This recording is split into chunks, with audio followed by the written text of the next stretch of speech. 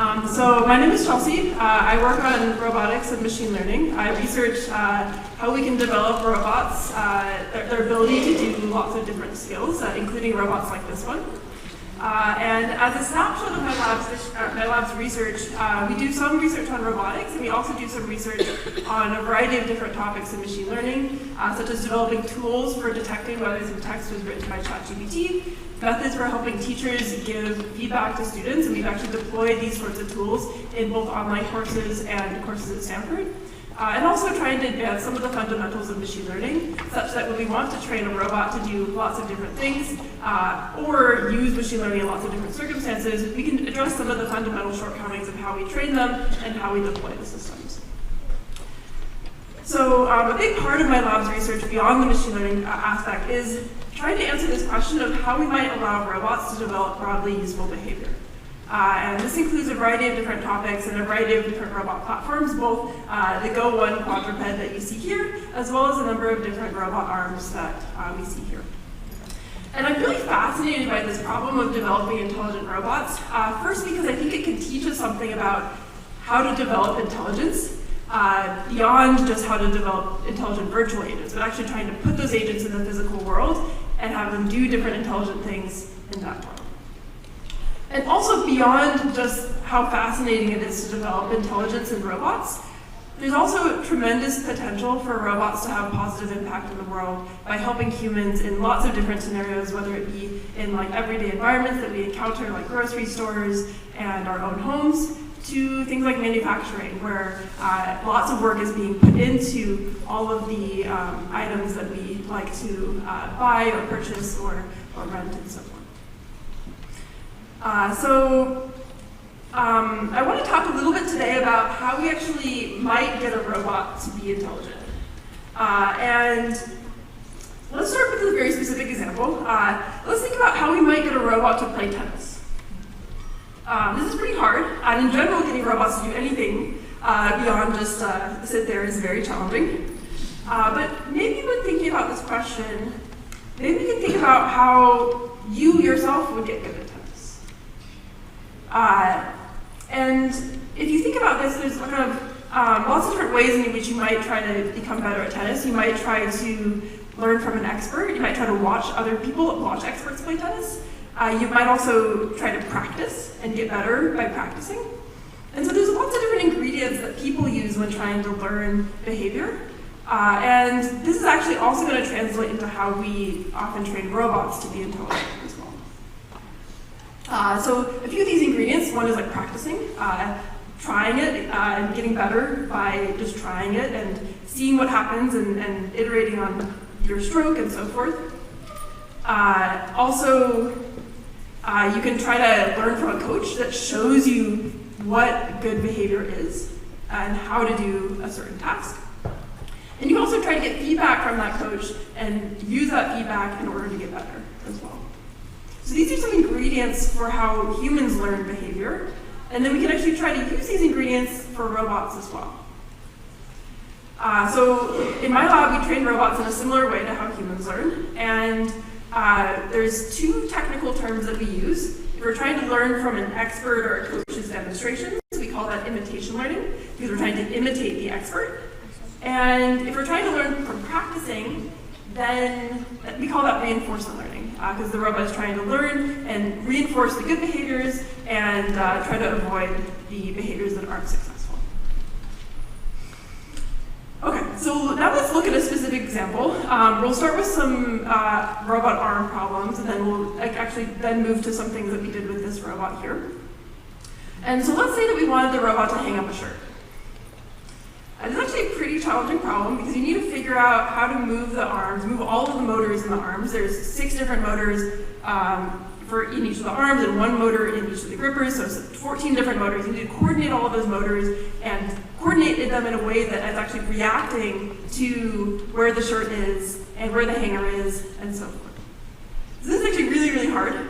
And so we need to tell the motors what angles to go to. We are going to do this repeatedly at every time step. If you just told them where to go once and how to execute it, like how to move through some trajectory of motion, then it might not be able to react if the shirt didn't behave it didn't kind of behave in the way that you would expect it to behave. And so it's important to kind of repeatedly look at what's happening, look to the shirt and so forth, and then use that to figure out how the motors should respond.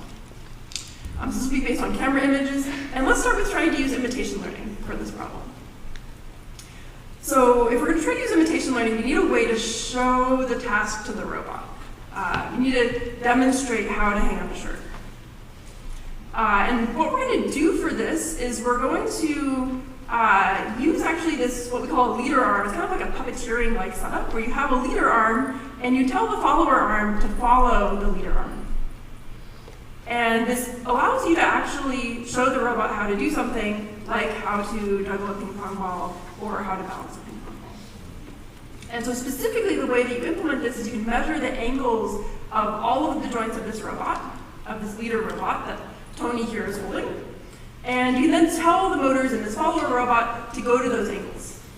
And go to those angles as fast as possible. So this is how we can demonstrate to the robot what to do. My slides are freezing a little bit.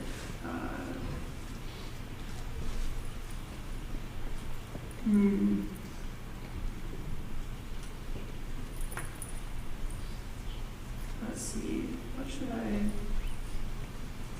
let me try to maybe unplug from the projector because it's frozen. My computer might be entirely frozen, unfortunately. So I can continue without slides for now. Potentially try to reboot. That seems a little bit risky. Okay, I'm going to try to reboot. While that's rebooting, I'll continue without slides. So we have the leader robot and the follower robot, and we are recording the joint angles from the leader robot and then telling the follower arms to go to those joint angles every single second. And then we can use that to record a demonstration. And then if our goal is to do hanging up the t-shirt, that task, then what we're going to do is we're going to actually use that leader-follower setup to show the robot how to hang up the t-shirt. And we'll do that 50 different times. We'll show the robot how to do it 50 times, which sounds like a lot. It can be a little bit tedious. But you can still do that pretty quickly in the span of about an hour to try to teach the robot, show it enough demonstrations that it can learn that. My computer is booting back up. And then at that point, you can use imitation learning to try to mimic what the kind of demonstrations are doing.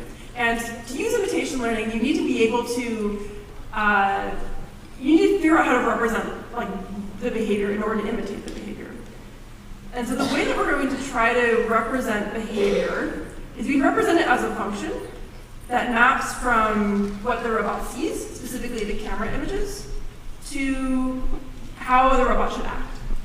And so we're going to have this function that maps from the sensor readings to the actions, essentially where should the joints move at every single point in time. And from there, we're going to begin to kind of train a neural network that actually looks quite similar to the neural network that you use for something like ChatGPT. Let me pull up my slides.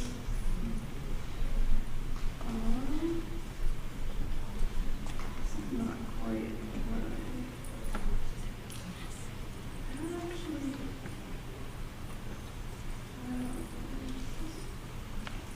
here we go. Okay. Yeah.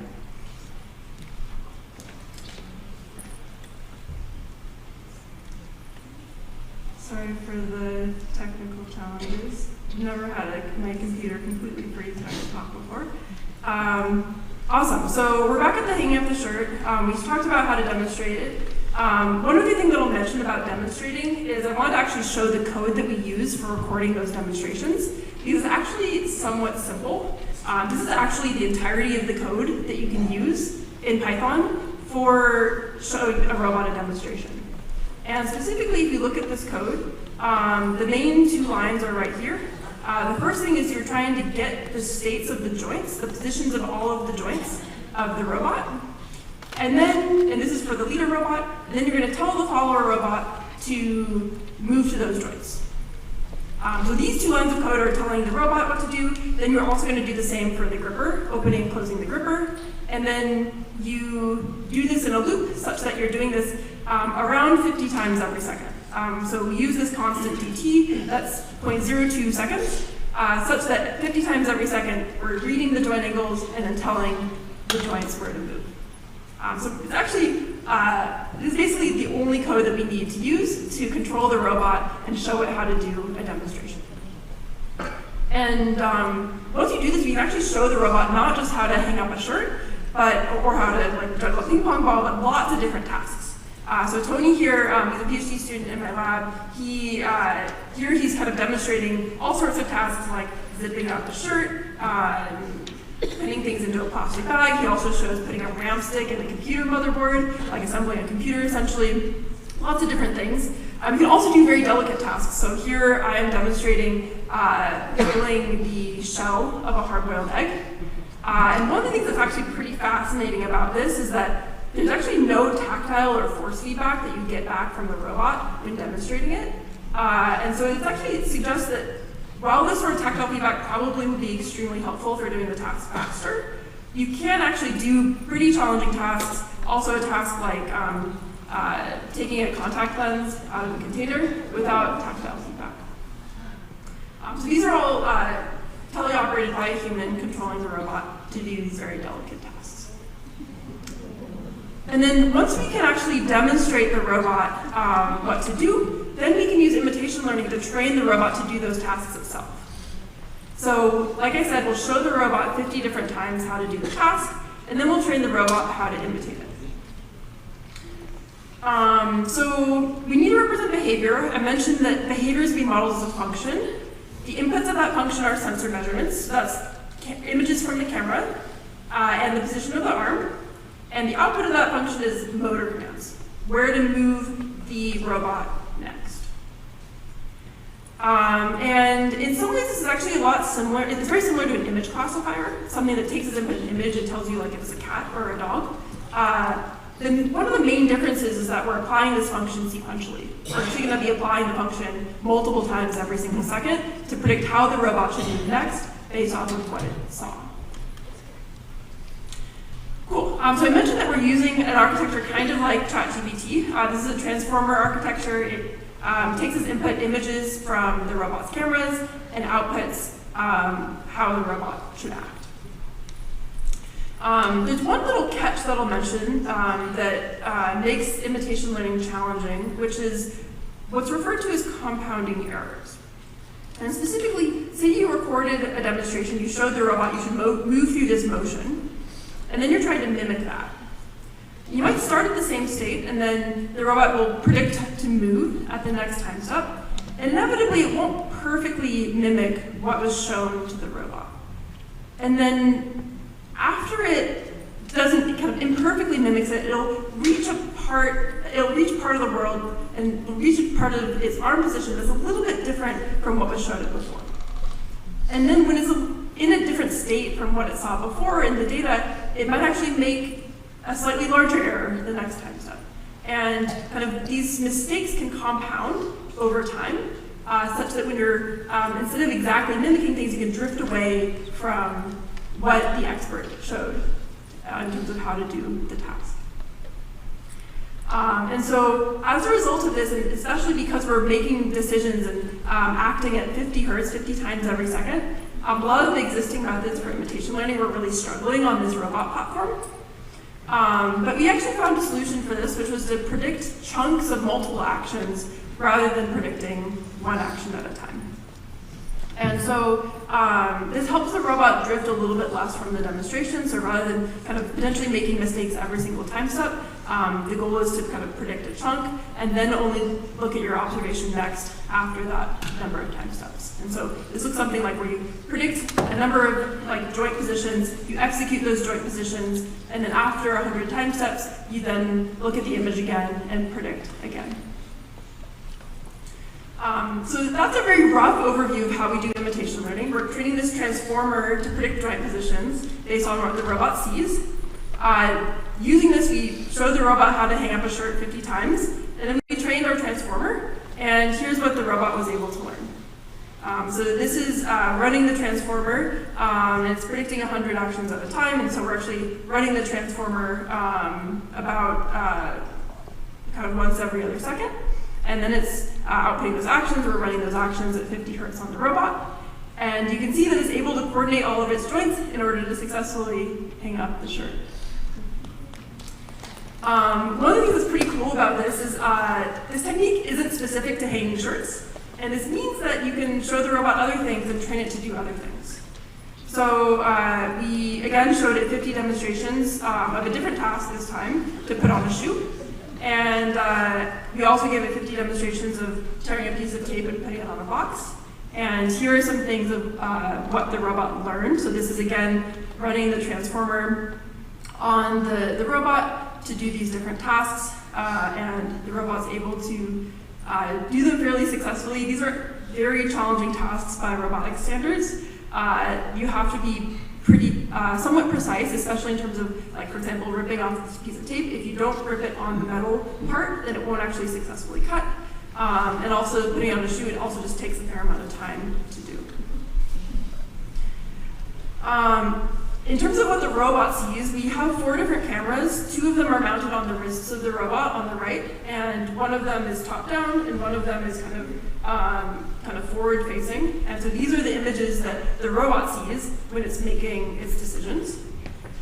And you can also teach the robot to do lots of other things. So everything that I showed so far was just 2 arms, and the robot kind of doing those tasks statically. But we also, in my lab, developed a mobile manipulator and trained the robot in the same way, except this time we demonstrated how to do it both in terms of the arms and in terms of the mobile base. And again, showed the robot about 50 times how to do different tasks and trained a different neural network for each of these 4 tasks. And with that, you were able to train the robot to call an elevator and go into the elevator, pick up a towel and clean up a spill, push in a sequence of 5 different chairs, and open a cabinet and put the pot into the cabinet. And again, all these tasks are quite challenging for the robot. It has to coordinate all of the different motors. So there's 14 motors in the arms, and also the motors in the base that allow it to drive around. The most challenging task that we've looked at to date was trying to cook a piece of shrimp.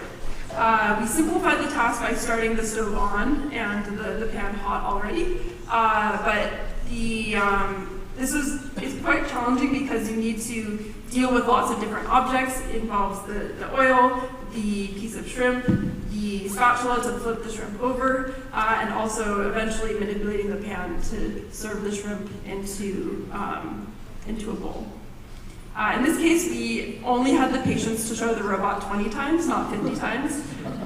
So the success rate is a little bit lower. The success rate here is 40%. When the robot messes up, it might be that it doesn't successfully put it into the bowl, or it doesn't successfully flip it, which is one of the more challenging parts about this task.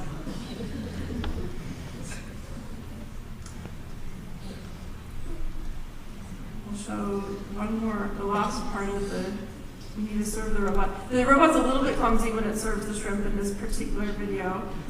We also put eyes on the robot if you didn't catch that as well.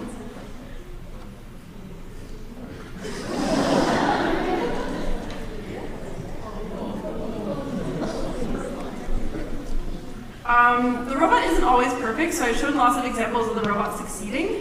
There's also scenarios where the robot isn't as successful. One of the things that we try to do is we try to mess it up by putting all sorts of distractors in the scene. And so on the left, the robot eventually fails. It's able to succeed at the beginning of the task, but fails to successfully slot the battery in at the end. And then on the video on the right, I think this is Tony rips the container out and puts it back on. I think in some cases it's successful. But then it isn't able to react fast enough to handle this new scenario. And these scenarios are kind of different from the situations that it saw when it was demonstrated how to do the task. then before I talk a little bit about reinforcement learning, I wanted to briefly touch on how much do these robots cost. One very successful robot is the Da Vinci surgical robot, and it actually operates in somewhat of a similar puppeteering-like way. And it can do really impressive tasks. This is a human operating the robot to peel the skin of a grape. Does anyone have any guesses for how much this costs? Shout out things. 30 billion. 30 billion. So this robot costs $2 million. It's quite expensive. And in some ways it's designed for a very kind of specialized purpose. One of the robots that I worked with in grad school cost $400,000. That was a Tier 2 robot. It was also a very successful robot.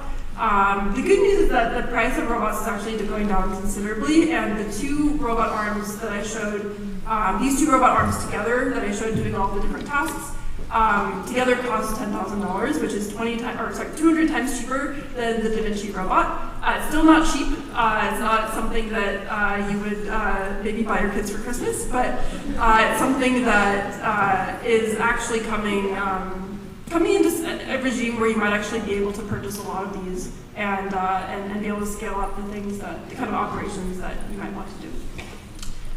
And I also think that robots will continue to get less expensive as well. And we've already been seeing this. I mean, this is kind of one trend that we've seen already, and I think that intrinsically the parts inside these robots do not cost $10,000. A lot of it just comes down to actually putting the robots together.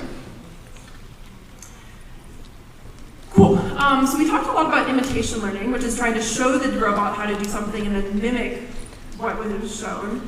Now I want to briefly talk about whether robots can learn by practicing, by basically trying to get better on their own. And we've seen reinforcement learning techniques for robot arms and also for legged robots. The left is a video from my lab. The right is actually a video from a lab at Berkeley, and the robots are trying to practice on their own. And this looks actually quite different from the videos I showed you before, because these robots are acting autonomously and trying to get better from their own experience. Now, I'm not going to get into the details of how these algorithms work, but I want to talk a little bit about how we might try to train robots to do more risky skills. And as a concrete example, this is the same Go1 robot. This is in one of the rooms at Stanford, in a meeting room that was, I think, taken by the grad student by Zipeng for some experiments. And we wanted to train the robot to be able to leap over this gap. So we want the robot to be able to go over here and do that by kind of running and jumping over this gap right here. Now, doing this with imitation learning would be pretty tricky because it's very hard to show the robot exactly how to do it. It's hard to kind of teleoperate the robot.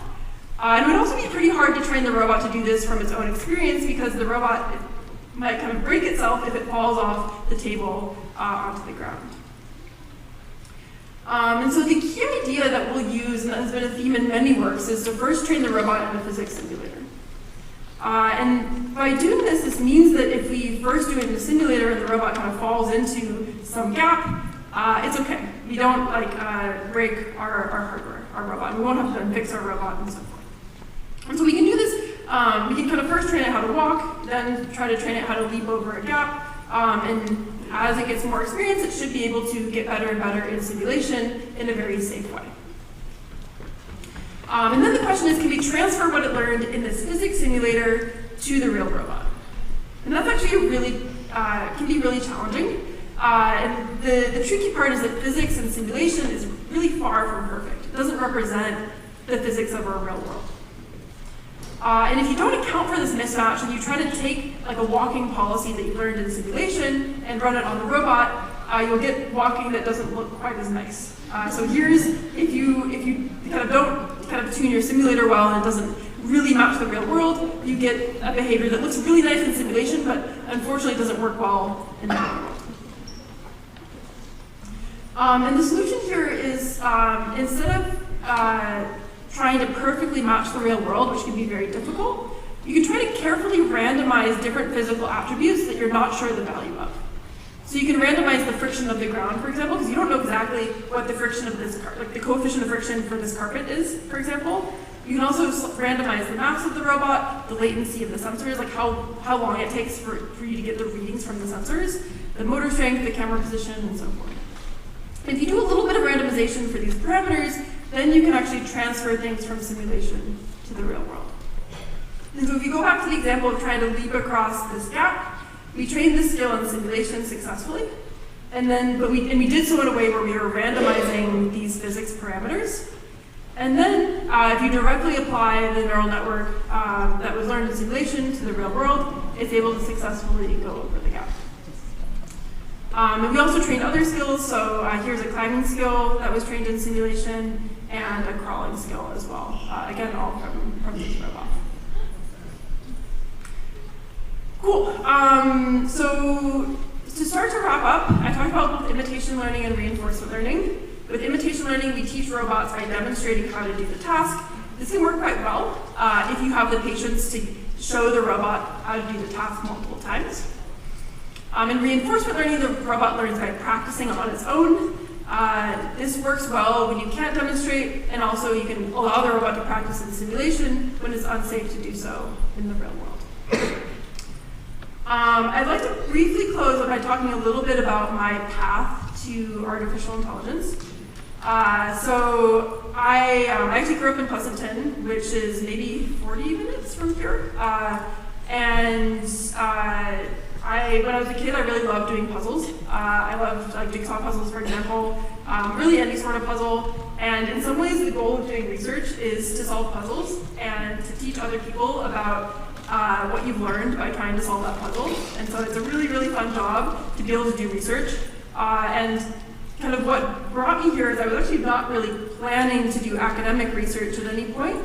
But I found that at least when I was starting as, when I was kind of finishing up my undergraduate degree at MIT, I felt like to actually be at the forefront of AI, I really had to be in an academic research environment. That was where all the kind of, a lot of the best research was being done, and even the research in industry was all being done by people who had PhDs, and so I felt like I should get a PhD if I wanted to just do the stuff that they were doing, because that was pretty cool to me.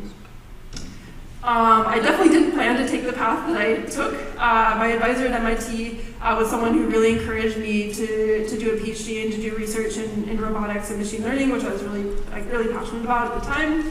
I also was not planning to become a professor, and it was really, talking to Allison was one of the kind of first times that I kind of actually thought about potentially being a professor, and she's still a professor at Stanford, and also does actually really, really amazing robotics research as well. Cool, so in high school, I took a number of classes that I still use today. Calculus is super useful. You use derivatives all the time for training neural networks. Statistics is super useful for running experiments and analyzing the results of your experiments. And of course, computer science, I showed some Python code already, and a huge part of all of this is actually sitting down and coding and telling the robot what to do. And in my day, they didn't teach machine learning in high school, but maybe some people are learning that these days. Certainly, even if you don't have computer science yet or machine learning in high school, there's lots of time to learn all these different things. 99% of the coding that I do and that we do in machine learning is in Python. Python is actually really nice to work with. A tiny bit is sometimes in things like C++, HTML.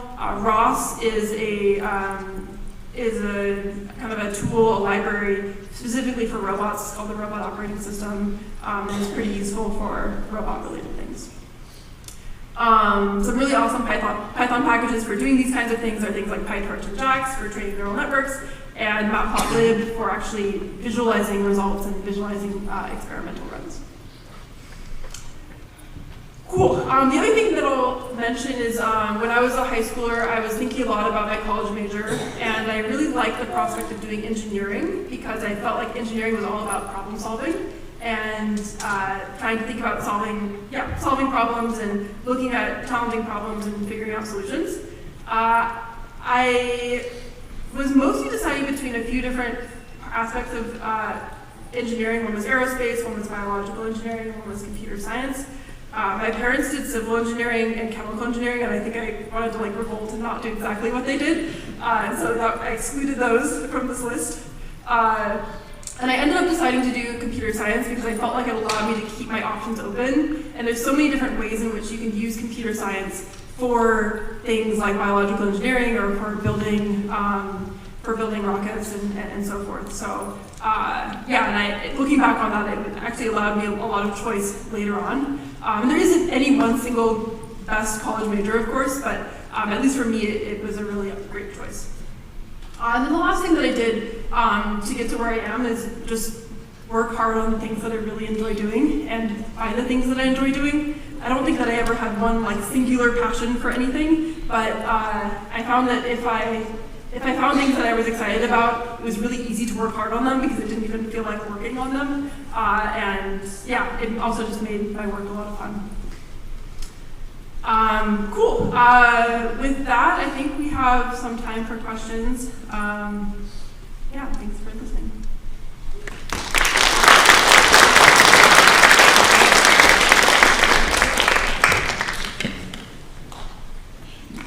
Thank you very much, Dr. Finn, for the amazing keynote. I think you definitely took the cake for most impressive entrance to a keynote for today. And so now we have a little bit of time for a Q&A. So if you would like to submit a question, please go use the Connect Me app, because there's some instructions over there. And so for our first question, it's going to be, so earlier in your talk, you were talking about how there's a lot of opportunity for social impact with robotics. Can you talk a little bit more about that and what's kind of your vision for the future with robotics and AI? Yeah, that's a great question. I think that there's so much opportunity. I do think that right now, robots have been most successful in very controlled environments, like in factories or in logistics, and basically scenarios where you only just like program the robot to go through a motion repeatedly and blindly. And the reason for that is that controlling robots is very hard, and we've started to see more success in actually having robots react to what they're seeing. And that so far has been in warehouses for like picking up objects and placing them, basically moving them around. You can think of like in Amazon warehouses, for example. And I think that moving forward, if the kind of research that I'm doing is successful, and it has been kind of increasingly successful over the past 10 years, we'll be able to see robots being helpful in many, many more environments beyond the very controlled environments like factories, and also being more useful in those controlled environments as well. I think there's a whole host of places where they'd be especially impactful. This includes scenarios where humans are doing jobs that are very dangerous, whether it be like cleaning up after an oil spill, which involves like going underwater and doing work there, or going into mines and so forth. Also jobs that are just very tedious and very hard on the human body, and there's all sorts of jobs like that as well. And I guess another kind of very dangerous job is like disaster relief scenarios, for example, as well. And then there's also, I think, just lots of opportunities for robots to be helping humans in everyday scenarios and just making the world more efficient.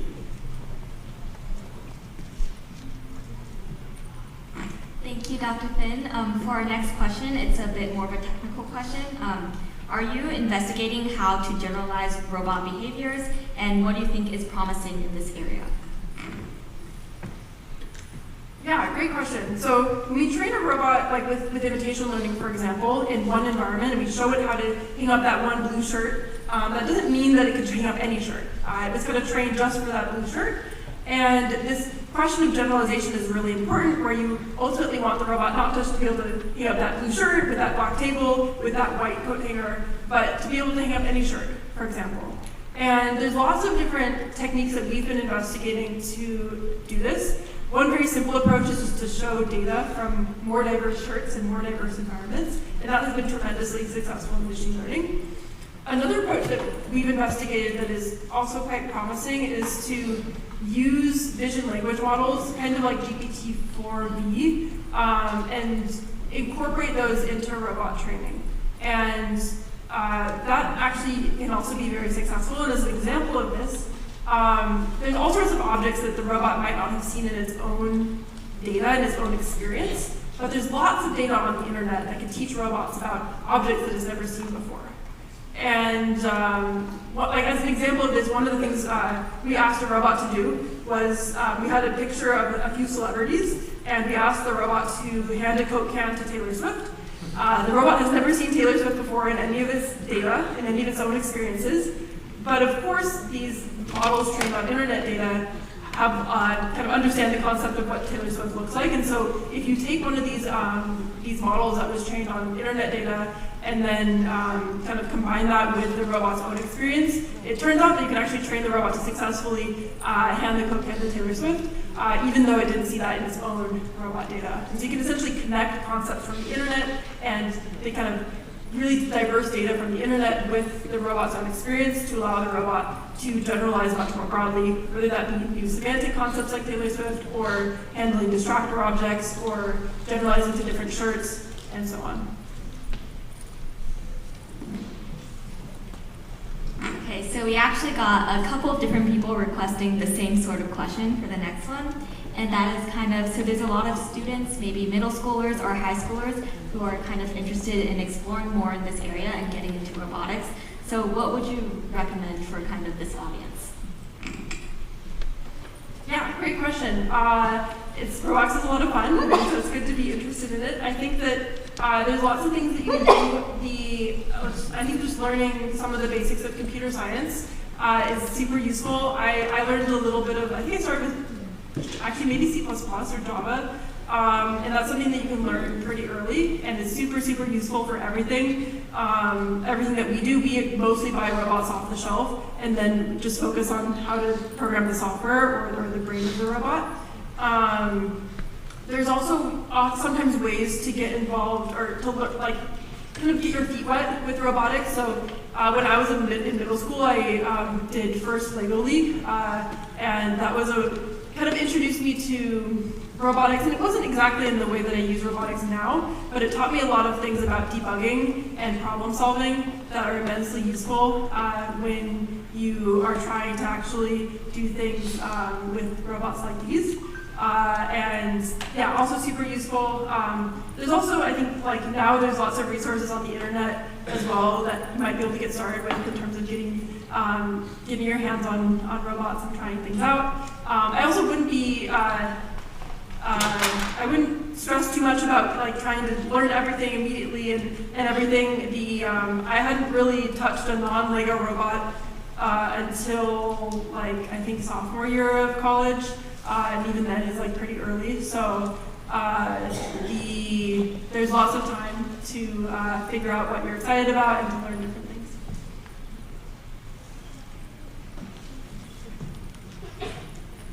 So going back to more of a technical question, in your talk you kind of differentiated between imitation learning and then also reinforcement learning. So is there kind of one path that you see as more practical, or do these two types of learning have to work together? Great question. So I think that they're actually both super important in my mind. I think that and even in things like ChatGPT and Claude and the different like language models that you can use, they're actually trained with a mixture of imitation learning and reinforcement learning.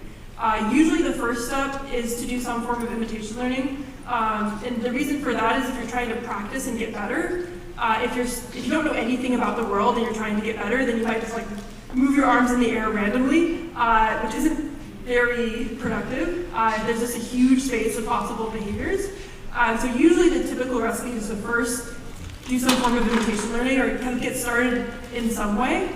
And imitation learning is a good way to do that by showing it how to do things. And then after you do that imitation learning step, then you kind of have a little bit of initial knowledge for how to do the task.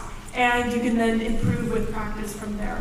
And so I think both of them are critical. I think imitation learning is simpler and easier to get started with. But reinforcement learning, this notion of learning from your own experience and practicing, I think is a fundamental aspect of intelligence and has kind of been shown to be quite helpful for in real world systems. So yeah, I think we need both, and I think that they can complement each other quite well.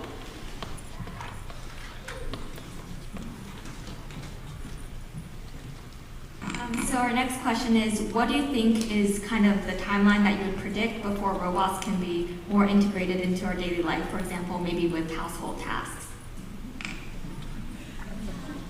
Yeah, that's a very challenging question.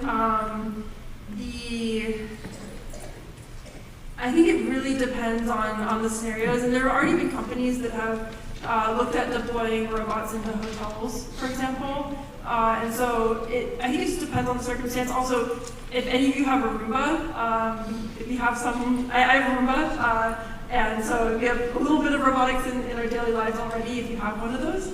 And so I think that it'll be gradual. I think that I don't think that we're going to have household robots in like 1 to 2 years. I think that it'll take a lot of time because robotics is very challenging, and I think the sort of generalization that I was talking about is also very challenging. Even if you also have the technology to do it, it also just takes time to get that technology into a product, into the real world, and iterate on that. And so it's very easy to think that like, oh, it's like all these videos seem amazing and we're making a lot of progress, but even then it just takes time to do these sorts of things. So I don't know. I don't want to give a specific time horizon because I think that it's very unpredictable and depends on a lot of different factors, but I think it'll be gradual. I think we're already starting to see a little bit of robotics in our lives, and I think we'll see more in the future.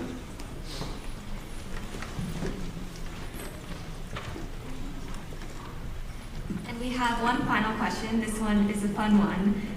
If you had a magic stick, what is the one most emerging problem, either in terms of AI or robotics, in order to make robotic solutions more viable for human beings?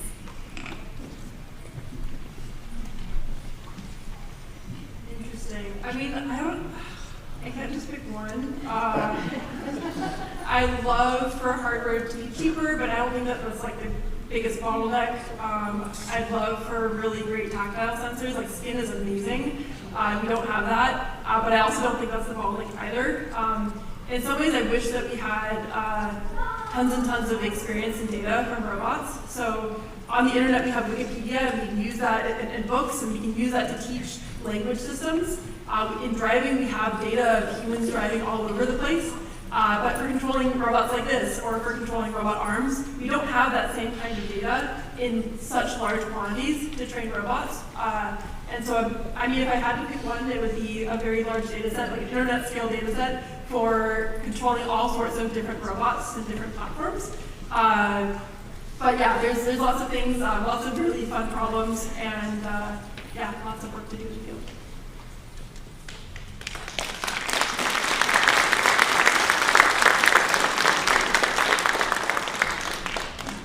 Thank you so much, Dr. Finn, for such an engaging keynote, really celebrating the theme of AI in today's symposium. Everyone, let's give one more round of applause for